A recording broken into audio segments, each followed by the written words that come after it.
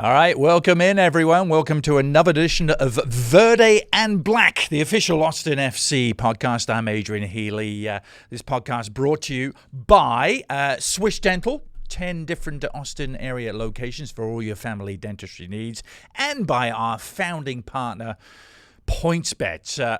Delighted to welcome into the Verde and Black podcast for the first time, actually, in his 2 seasons here. Dani Pereira is with us, the wearer of the number 6. How you doing, sir? How are you? Really good, really good. Fine, great to finally get you in here, and a lot to get into. First of all, congratulations on what's been an amazing second season so far. I hope you're feeling it. I know you're not getting carried away or anything, but I hope you're feeling good. Yeah, it's.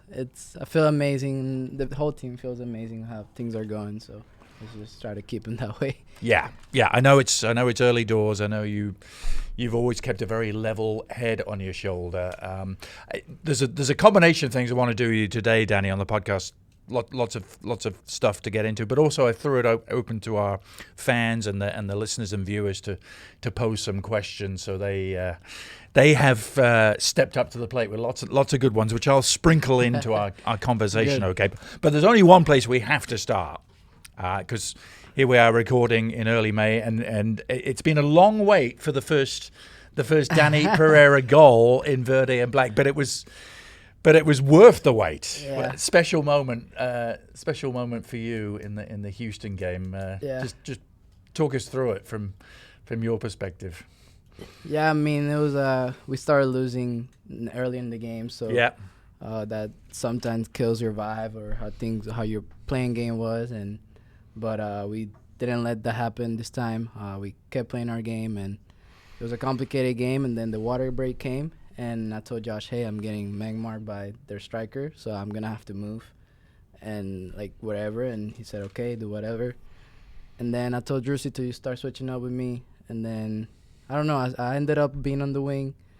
And then the guy forgot about me, and then I was by myself. And then Drusi plays as a 6. I'm on Diego's spot. Diego's going Maxi's spot. Maxi comes down as Drusi. Yeah. So it's just like a whole interchanging positions.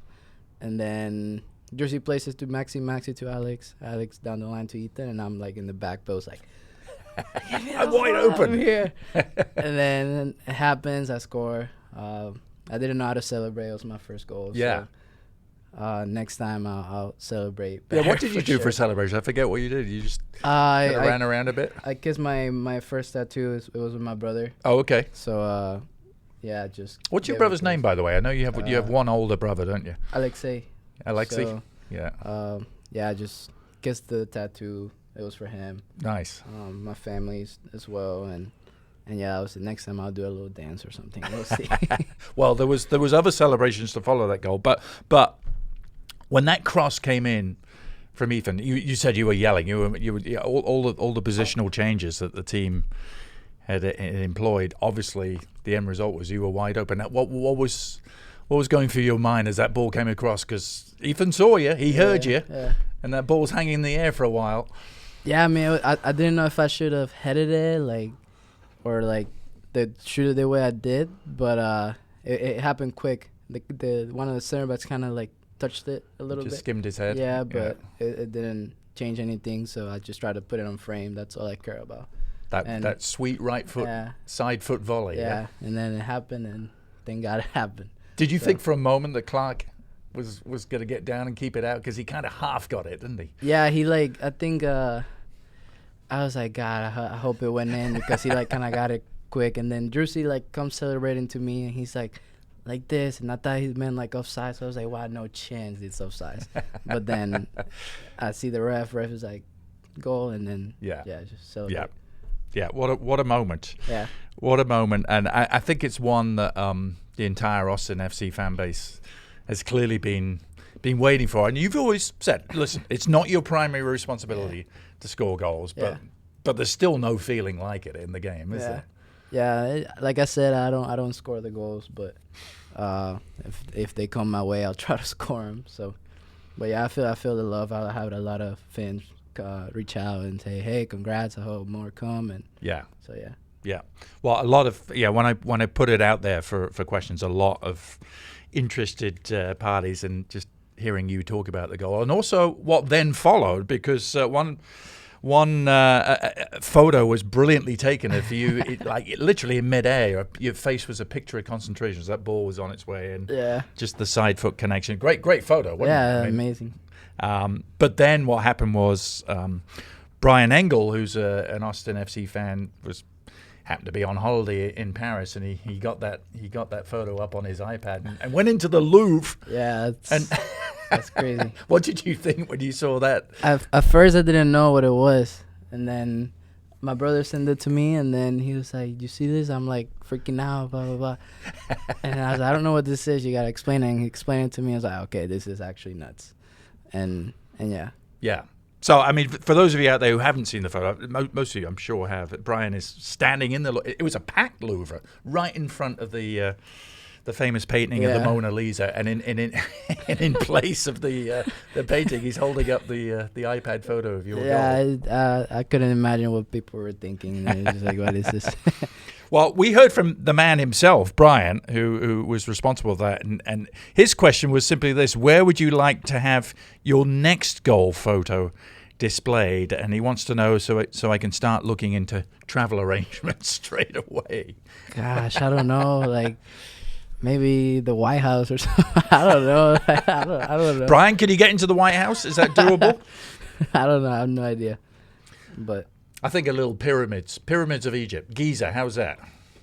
Right in front of the pyramids. Yeah, that works. Yeah, and maybe he won't have as long to wait to book his ticket for this. A little selfie and then done. For this second one. So so really, it's I can't call it a crowning moment because there's lots more moments to come, but it's kind of a sort of coming to fruition of what we've seen from you in the year 1 to year 2 development. Just take us inside your mind. A lot of listeners and viewers wanting to know also kind of what has made the difference for you, I guess. Just progressing into the second year of your professional career and all the steps you've obviously taken. Yeah, I mean, like I said before, year 1 was different for me and like for everyone that came into this club. It was a new club. Everything was new. Last year I was taking a lot of information of the way we wanted to play, the pro life, the way I had to take care of myself outside of the field, and I have that experience from year 1, and then I try to take that from year 1 to year 2. I knew I had a big off season ahead of me, and I took advantage of that. I didn't do a vacation or any of that. No. I stayed here working with the guys that were here, with a couple of the trainers, Chad and Dave. And yeah, just try to take it up a notch. That's what I try to do. Just be more focused. Now that I know what it's like to be a pro, I try to make things better, and I think that's what I'm having the year I'm having. So. Was part of your off-season plan and your thinking, Dani, already in the sort of full mentality that you were going to be like the full-time number 6? I mean, you were already planning to change your number to number 6 as well. I mean, was that part of what went into the off-season plan, or not really? I mean, I knew we were gonna get another holding midfielder. Yeah. Josh told me at the end of the year that I was gonna be that was gonna be my position. Yeah. Coming into year 2, but I also knew they were gonna bring another midfielder who was Johan Valencia in this case, and I mean, I didn't care who they were gonna bring. I was just focusing on me, just trying to get better, and that's it. But it was an interesting discussion for us last year because obviously, in fact, I think the arrival of Sebastian Driussi sort of in August of last year seemed to have a knock-on effect and change your role. I remember that first game against Portland when Driussi and Ring moved further forward and you played further back, and right then was the kind of the origin of this midfield that we're now seeing, I guess. Yeah, I mean, Driussi is an amazing player, like we all know, and he's been to big clubs. He still has so many years to play wherever he wants. But yeah, I think again that's where we kind of saw our future positions for each one of us. So yeah. Yeah. Yuri, weighing in on the same subject is going forward and getting involved, creating goals, limited by your role, or do you have a free reign? And as we start to play some of the top offenses, will we have to see Dani stay back more? So I guess that's kind of a game by game decision, isn't it? It's just every game's different, you know. Obviously, we're a team that wants to possess the ball as much as we can, and when it comes to defending, it's not just me defending. So like that's the way I think about it. It's not gonna be just me and like the back four and just me defending. It's gonna be all 10 guys defending. So I don't really think about just me. I don't worry about myself defending because I know I have Alex right next to me. I have Julio and Ruben or Kip behind me. So that's just the way I look at it. Yeah. So. Yeah. And you said yourself and Johan as well, essentially playing the same position. There hasn't been too much opportunity for both of you to get on the field at the same time. I know you'd like to. Yeah. We saw it a little bit in the San Antonio Cup game. But in Minnesota at the end of the game too. Josh wants us to play together because he's an amazing at defending. I don't know how he does it, but yeah. Was that a part of your game that? So we always think of as a number 6 as defending being the primary responsibility, and maybe I don't know if that's always been the case for you previously in your career. Was that a part of your game you specifically had to work on? Yeah, I always, even when I went from high school to college, I knew that defending was going to be a big issue, not issue, but a big something I had to learn.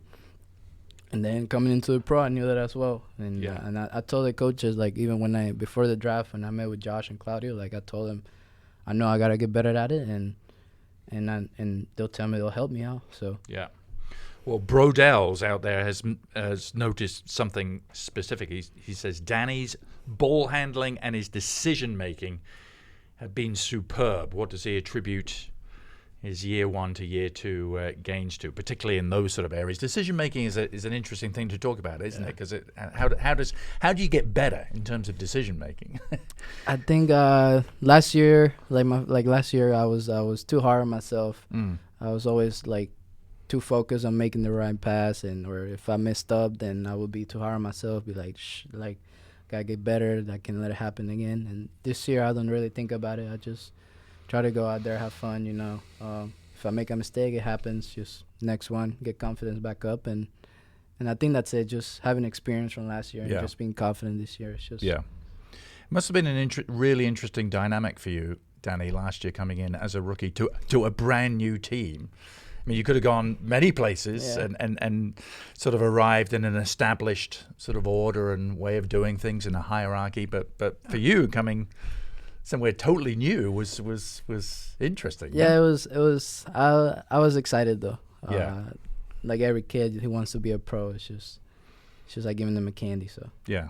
Do you think in some ways it was actually better for a rookie to come into a totally new scenario where almost it was everyone starting from square one and scratch? Yeah, I think it's the best that could happen to a draft guy. You know, not going into a team that's already has a team that with players, positions. You know. We're all going to be new at it. We're all going to have the same chances, opportunities at preseason and stuff like that. So I think it was the perfect fit. Yeah, it's been amazing to watch. Talking with Dani Pereira, Austin FC number 6 here on Verde and Black. A lot of listener questions as part of this pod. A lot of people reacting so favorably to you coming on here and the chance to ask some questions. Holly wants to talk about sort of team chemistry overall and how that's changed from last season to this season. I'll just say this, Dani. I mean, I'm around the training center a lot, and there was something different about year 2 right from day one. Now, I wasn't here the entire off season. You were working out, but you could just sense somehow everyone was more relaxed heading into the start of this year. Did you feel that Yeah, I mean, obviously they made a couple changes in the offseason with players and stuff. We had a young squad last year, and I think this year they brought more experienced guys that have been in the league, like Felipe, Maxi. Yeah. So I think those 2 guys especially have been the ones that kind of made the bond together, like more like do more stuff as a team, include everyone, the young kids, the old guys, the Latinos, the Musa, who struggles with English. It's hard to keep him around because you can't really talk to him, but they try to keep everyone together. So yeah. Yeah, no, it was. It's funny seeing it. You see the end result. It's almost like you get the icing on the cake watching the games and the different support. But it was interesting talking to Davey Arnaud, on the assistant coaches, a couple of weeks ago. He was like, "Listen, this is just simply a progression from year 1 to year 2. We're not at all surprised because this was part of a plan we put in place a year ago, year and a half ago." Yeah, it's just they knew what they had to bring and they did. So I think that's why we're having a good year so far. So, who do you look up to in the game, Dani? Who do you model your game on? Who did you support growing up? Did you have a favorite team growing up? Yeah, I always been a Barca fan. Always, yeah. And that was a good era of Barca. You started to watch them. I was little, but I always follow Ronaldinho. I barely got to watch him play, but I always looked up his highlights and I loved him. What a player! Yeah, Ronaldinho, Iniesta. Yeah. Right now, Thiago Alcantara. So yeah. Ronaldinho always played with a smile on his face, didn't he? Yeah, the guy just loved the game, and it was amazing. That's the way to go. Just have fun. That Barcelona midfield, Dani. you mentioned Andres Iniesta, maybe is the one you kind of most closely relate to, but Iniesta, Xavi, Busquets. Yeah. Was that the best midfield? I think so. That's just not fair. I would not want to play against them. So it's just. What was it particularly about Iniesta that you love? Because I do see some of the same. I mean, his ability to break lines and sort of almost glide through midfield sometimes. Didn't score a huge amount of goals, but when he did, he made them count. Yeah, it's just how calm he is. Like, little, always 1-2 touches. If he has to dribble, he does it like it's nothing. But yeah, I think that's he's been my idol since forever. So I try to play like him, which is impossible. But. Amazing play. I'll always remember his goal against Chelsea at Stamford Bridge. I don't know if you remember that one. That got them to the Champions League final. In the World Cup, I watched the World Cup too, when they won with Spain. Yeah. Wow. Amazing. Yeah. Are they still a team you have a soft spot for? I mean, if you watch European soccer, will you look for Barcelona's game first? Yeah, of course. If they're in it, then I'd root for them. So. Anyone else? Any Borussia Dortmund? I've read somewhere, I can't remember where, that you have a soft spot for Borussia Dortmund. I don't know if that's just because we got Claudio Reyna in there. Nah, it's just me and my brother always watch Dortmund since we were little. He loves Marcus Reus. Reus. Yeah. And we always follow Dortmund, even back in Venezuela. We watch their games, and so yeah. Yeah. What was life like for you in Venezuela? You mentioned your brother. Your brother's 7 years older than you, so you obviously grew up, sort of going through different things at different times. What was life like in general in Caracas?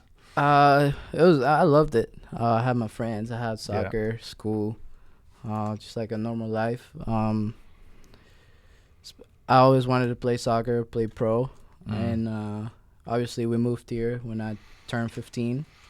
And I think when I moved, my director for the club I was playing in, he was like, "Hey, why did you leave?" Like, I told him I was leaving, but he was like, "Why did you leave?" Blah, blah, blah. Like, we're going to make you have your debut and then keep playing for the lower teams. But yeah, life was fun. I had everything. So. Were you sort of aware of kind of the strife in the country, or were you kind of too young at that time? Did it not really affect you too much? No, I knew what was going on. Not everything, but I knew like the situation and the way that things were gonna go, and I knew some of the reasons why we were moving. But obviously I was young, so I didn't really. Yeah. It didn't click, but yeah. It was. Yeah. And your brother has obviously played a big part in your life, and you used to play with him, didn't you? Even though he was 7 years younger, didn't he get you out in the field playing? Yeah, he would go play with his friends, like just pick up And then one time I remember I was watching him, and then I told him, hey, I want to play. Like, I'm bored. I don't want to just watch. Like, I'm bored up here. And then he asked his friends, and they were like, okay, yeah, just bring it in. He was like, just don't hit him, please. And I remember the first ball I got, I curled it outside of the goalie, and they were all like, okay, we got to kill him or something, but this kid can play. And, yeah, I will always play. I wouldn't mind playing with his friends. So. Yeah. And it's amazing how often you hear it from players who've made it at the pro level that they were playing against kids way older than them. Yeah. There's something about that. I don't know. I just didn't care. Just give me the ball and I'll try to have fun. Yeah. And baseball was also a thing for you, was it, when you were a kid, right? In Venezuela? Yeah. It was the biggest sport in Venezuela. Yeah, it's the biggest sport in Venezuela. And I started playing baseball that was my first sport. Yeah. But then my brother came and he was like, hey, you got to, like, I started playing baseball, then soccer. I was playing both, and I had to choose between. And then my brother was like, you're not playing baseball, you're playing soccer. Yeah. So there you go. Talk, if you will, just a little bit about, the situation that brought your family to the U.S. And I know there's still an ongoing search for U.S. status and political asylum, and just what your, just talk a little bit about that. It's the floor is yours, because I don't know if many people fully know and appreciate that story. Yeah, I mean, just like I said, I was little. I don't know the whole story, and my mom still hasn't told me the whole thing because I really don't. I don't care, because I'm here and I'm fine, and I trust them with what they decided back then. But obviously, it was like political issues, with our president and how Chavez, and how things were gonna go, and I said, okay, you guys do whatever. I'm going with you guys wherever you guys go. We're going to go either to Spain or here. But we ended up going to Roanoke because my brother's aunt, it was a teacher in college. Yeah. And then that's why we ended up there. Yeah. So you already had a family connection in Virginia. Yeah. So, yeah, she was like more on my mom's side. I didn't really know her. But, that's how we ended up there. So the question becomes, now you've been in the U.S. 6 years, obviously, where you're making your life very successfully. Are you gonna are you Vino Tinto? Are you Venezuelan still at heart? I guess I've lived this myself, Dani, being a sort of citizen of two countries, and sort of the push and pull that comes with it. I just wonder where. Are you now American? Are you now Venezuelan? Are you both? I mean, is it? I mean, if like it's either like I'm Venezuela. Like if they said the national team, if they said you can either choose United States or Venezuela for sure. Yeah. But if for some reason I can go to Venezuela and United States, like, hey, come play, of course. Yeah. So yeah, be nice to have that option, wouldn't it? Yeah, it would be amazing. Well, and you're following an increasing number of Venezuelan players who've made MLS their home. Yeah. Who do you talk to, any of them? Do you know Joseph Martinez at all? Ever I know him. I never talked to him. No. But were you aware of him? Because doing what he was doing. Yeah. I was aware of all the goals he scored and what a legend he is now, and obviously he's big. He's been big for Vino Tinto as well. So yeah, I know Christian Cáceres from Red Bull. We played when we were back in Venezuela together for like 3 years. Yeah. I know Junior Moreno. He was at DC now in Cincinnati. Yeah. So yeah, just a couple of connections. Yangel Herrera. Did you ever know him at all? I know him. A little older. I know him, yeah, but I never played against him or talked to him. And now you got Jefferson Savarino coming back again. After being away, he's coming back to Salt Lake again. Yeah, it'll be good. Yeah. It's good for them. I worked with a Venezuelan legend for many years, Alejandro Moreno. Yeah. Yes. One of my brother's idols. Yeah. He's great. Amazing guy. He's been at ESPN a long time now. Yeah. But he was one of the first. And then, of course, Giovanni Savarese. Did he ever say anything to you when you played Portland at all? Because he was the original Venezuelan in MLS as a player. He was in year one in MLS. Yeah. The first year, last year, he never really said anything to me. But this year, after we lost in Portland 1-0, he was like, "Hey, you're You were amazing last year, and you're gonna be even better this year. Just keep working, and that's it. Just little words. Yeah, nothing crazy. No, he's a great guy. Yeah, Gio, really good guy. Yeah. On the subject of leaving Venezuela for the US, Drew wanted to know what was your biggest surprise about the US after moving here? Something. I mean, you're 15. I guess you're doing what your parents want to do. Yeah. But they are landing in a totally different universe. No, the first thing I remember going to the high school I was gonna go to. Yeah. And first thing I told my parents, I was like, "Hey, this is just like the movies you watch in Disney or anything. You got the yellow bus, you got the the parents dropping the kids off. Yeah. You got the cafeteria, the kids going to lunch. Like, I told them, I was like, this is just like a movie. I couldn't believe it because it's not like that in Venezuela. It's a little different. Yeah. How school works, the system, and that's the first thing I got. First thing I got here, I was like, "Hey, this is like a movie." So. You were living in a movie. Yeah. You went to after obviously progressing through high school, Rona. You went to Virginia Tech. You stayed kind of local. Yeah.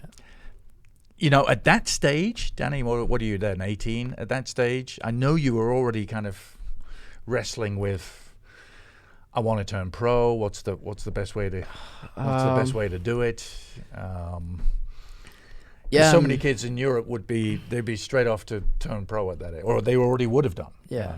You know, in the US it's a little different. Yeah. I mean, the area I was living, it was small, you know, Roanoke. It's not a soccer city, so yeah, never gets the looks. But I knew going to a Division I school, ACC, might have gave me the looks to make it to pro, and I didn't even think about going pro my first year. It was just after my first year that I had a good freshman year that one of my agent right now was like, "Hey, you might have a chance next year. You know, go to the draft, get a generation Adidas contract," and that was the only way my coach Mike Brissenden was gonna let me go. So everything just started clicking, and then it happened. Yeah, it's weird looking back at it because actually. Yeah, I had to look back at your college record getting ready for this. I didn't realize actually how few games you ended up playing because your second season was when COVID hit. And you got about 7 games in your it was a boring year, but also grateful because we were like one out of 6 conferences that were playing in the whole U.S. So we got blessed with the little schedule we got. Yeah, and by the way. 5 goals, 5 assists for Virginia Tech. There's some goals in the Pereira. Yeah, for sure. Pereira past.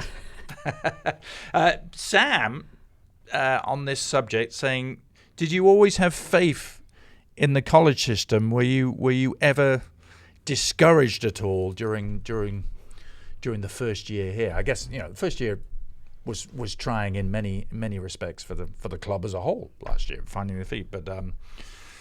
I guess Sam's point is, was there any point where you thought the college system was not the best way to go into the pros? But nah, because they told me to either go to college or go to like USL. Yeah. But like every single coach I talked to was like, don't go to USL right away because you're gonna get stuck there. Yeah. It's kind of hard to make it to the MLS going from USL, and I listen. You know, I'm a very wide open guy. I just listen to all the advices people give me, and I ended up going to college. I knew, and Virginia Tech is an amazing college at everything: school, soccer, baseball, football.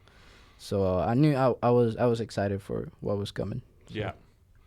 Dave Smith wants to know, Dani, how did you learn to dribble like a silky smooth demon? I don't know. I didn't learn it. That's just how I deal with things. That's just naturally. Normal. Yeah, I don't know. I didn't learn it or someone taught me. It just how instincts. I do it. Instincts. Yeah, and watching other players. I mean, you take everything in, obviously, that you watch. Yeah, sometimes I try to do every other move from like players like Thiago or Iniesta or Ronaldinho, but it's just natural, I guess. But watching you play, it's something that Dave's hit on it. It just seems to come naturally to you, the way you can just kind of glide past a couple of opponents. I tell you what, in the San Antonio game, I know you probably don't have fond memories of the game, but when you came on, you were running that game. Yeah, I know I'm a good dribbler, and Josh tells me and my teammates tell me, hey, if you can take guy 1-on-1, do it.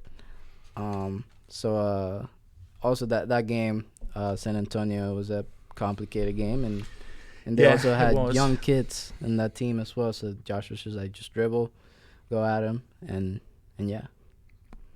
Was a lot of people are interested in like what it was, what it felt like going from college to the pros, and I've heard you talk about this before. One of the biggest differences being actually getting to hang out with a group of guys who are all different ages and different experience levels, as opposed to college where it's all just you're all the same age.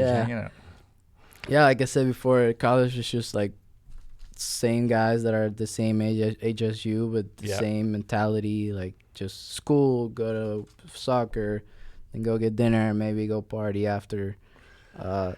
Here it's just like you have parents, they got to deal with their kids, they got wives. So can you imagine such a thing? Not yet. But yeah, it's just a little different, but also I like it. You get to get those experience from them, and then maybe bring them to you in the future. So yeah, I know you said you hung out quite a bit last year with Sebastian Berhalter, that is, rather than Drussia, because you guys were the same age. Yeah, it was just me, Sebas, and Jean Kolmanich that would do everything together. So. Yeah, still the case with you and Jean, because you're kind of the same age. Yeah, that's my boy. Yeah, nice. Well, let's get on to kind of life in Austin. Curran wants to know what your favorite things to do outside of playing football in Austin are, and I've seen you out on the water. I'm sure that's one of the things. The paddle boarding. I love that thing, man. It's just you just go out there, lay in the sun, paddle board a little bit. You get to see the whole downtown, so nice view. Yeah. Maybe go out to eat, go on a hike to Mount Bonnell. I like Mount Bonnell. Mount Bonnell's a great spot, yeah, isn't it? It's an amazing spot. You get to see downtown, see all the houses, see the lake, see the sunset. You feel like you've climbed a mountain, but it's actually only 700 feet. Yeah, it's a little hike, but it's good. That I don't do much, but those are the things I like to do. Which part of the city are you living in? Because I know players are spread all over. We got Gallagher all the way up in Round Rock. Yeah. And, I live. You go, like, if you get out of here, the training, you go. If you're gonna go to the domain, and after you go above 35, you turn right at the light, and I'm right there. It's like 5 minutes. I'm trying to picture where that. Okay, so not far. Domain's pretty close to you, but it's easy to get most places. Yeah.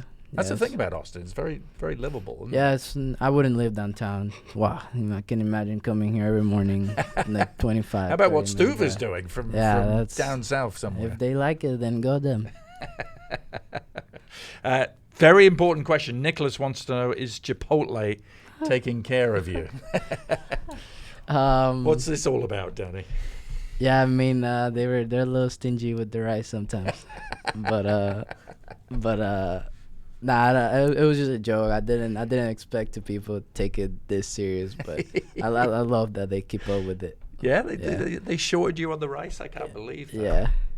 Yeah. Well, Football Critic has a different suggestion. Have you gone to Freebird's World Burrito yet instead of Chipotle? Yeah, he recommends that. I did. Did you try it out? It's pretty good. The thing is, I like the vinaigrette on Chipotle. That's my game changer. So yeah, but they're both pretty good.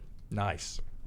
Arnie wants to know. Actually, before I ask this question, Q2 obviously has become your home. I know. Actually, I'd forgotten about this. You had to sit out the home opener last year, didn't you? You were. Yeah, I had a little injury. You were injured at that time. I know you had to wait to play there, but it's become more and more of what we always thought it could be, like a place where other teams kind of fear to tread at the moment. Yeah, I wouldn't like to come in here and play Austin in this stadium, man. It's just the fans. There's like, instead of being an extra player, it's like 5 more players that play with us. So it's just amazing. You feel it more and more. I mean, is it Does it give you that? You often hear about teams like Liverpool at Anfield, and almost having a goal head start when they step out, and that this is Anfield side. Does it? I'm not saying this it's exactly the same, but does it give you that? Does it give you that confidence? Heading into 100%. We love playing at home, and like we said, we try to keep it a little castle, a little fortress, and last year we failed to do that, and then we knew that this year we had to do that. So, but you ended. Yeah. You ended on the right note. We ended 4 of the last 5. That was kind of a little taster of what was to come. Yeah.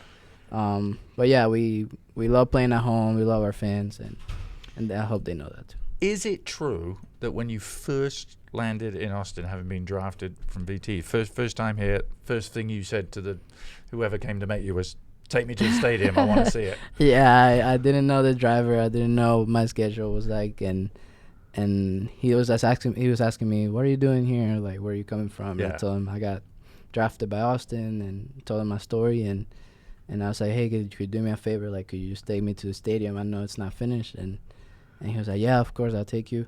And he took me. I took a little picture. Nothing. It was just like the top of the stadium building. It had no chairs, no nothing, no parking. This is January of last year, wasn't it? First time ever in Austin, wasn't it? Yeah. And but it was amazing. I loved it. Yeah, I love it. You don't hear that from many places. Like, just take me straight to the May not be finished for another 6 months. I was too excited to not go see it. Well, this has been absolutely fantastic, Dani. Oh, I did want to ask, who was asking this question? Oh, Yuri, what's your favorite other stadium to play in? I know you haven't played in. You still got a lot to go in MLS around. You get to play some of the Eastern Conference stadiums so much, but anything stand out so far where you have played? I'll say LAFC. Oh yeah. Last year it was our first game. That was the opener last year. Yeah. It was our first game, and they didn't even have fully fans in the stadium, and I watched the game sometimes this year, and their fans look crazy. So I think they have one of the best fans when they're packed, and their stadium is amazing. Banc of California. Yeah. That's gonna be some game. It's gonna be. It's a shame. It's like a midweek Wednesday night, I know. 10 p.m. game. Yeah. I feel like that game's coming up. Yeah, coming up soon. It may have already happened if you're listening to this a little later on. But no, I love Banc of California Stadium too. I think it's in many ways very similar to Q2. Yeah. In its design. All right, fantastic stuff, Dani. First ever South American player taken number 1 in the MLS draft. That's I don't think that's a record that's going to change. Yeah, it's rare to see it happening, but I mean, I'm proud of it to put my country that high in the college ranks. So hopefully someone else comes out and yeah. Keep it going, man. Whatever you do it, you always manage to. You never seem to let stuff get in your head. You stay very grounded, very very humble. Yeah. But it's working. It's a joy to see. Yes, sir. Thank you. Thank you so much for coming on Verde and Black and thank you answering some of these questions, telling some of your stories. Of course, anytime.